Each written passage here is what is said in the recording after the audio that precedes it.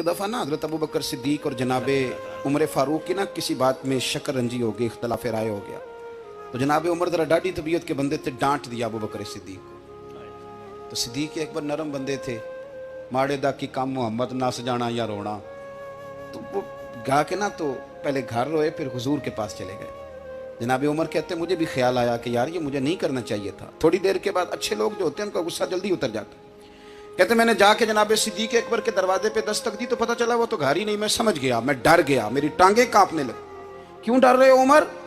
फरमाने लगे इसलिए डर रहा हूं कि अबू बकर जब अपने घर नहीं होते तो दरवाजा रसूल पे हो। मैं सदके जा रहा था। सारी बात तो सुना दी होगी। वाह। फरमाते मैं नबी पाक की बारगाह में पहुंचा, सामने अबू बकर बैठे हैं, पुश्त मुबारक मेरे करीम रसूल की काबे की जानब, चेहरा सिद्दीक अकबर की जानिब, दोनों की गर्दनें झुकी हुई।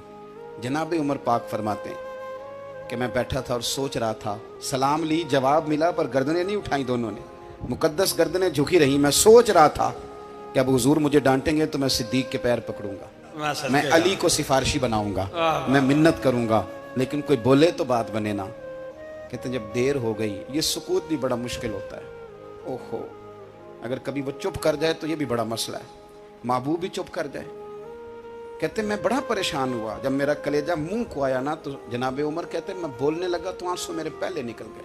अल्लाहु अकबर। तो मैंने रो के कहा सोनिया भूल गया था, मैं गया था अबू बकर के घर माफ़ी मांगने, पर ये यहाँ आ गए। ये मेरे दोस्तों, इसे मेरी तकरीर ना समझना, मेरे रसूल पाक के ये असल लफ्ज़ आपको किताब में मिलेंगे। आप तब खातिब ने साथ उठा के देखें। जनाबे उमर कहते हैं मैंने अर्ज़ की हुजूर मैंने गलती समझ ली थी, मैं गया था अबू बकर के घर, हुजूर मैं भूल गया था। फरमाते हैं नबी पाक ने जब गर्दन मुबारक उठाई तो हुजूर की दाढ़ी आंसुओं से भरी हुई थी। और लफ्ज क्या थे? फरमाया उमर तुम मेरी खातर मेरे अबू बकर को माफ नहीं कर सकते थे? अब बात को समझे, ये नहीं फरमाया अबू बकर ने गलती नहीं की, फरमाया छोड़ नहीं सकते थे, तुम मेरी वजह से मेरे साहब को छोड़ नहीं सकते थे। फिर हुजूर ने फरमाया उमर ये सारा मक्का तलवारें लेके मुझे कत्ल करने आता था, यार ये अकेला था,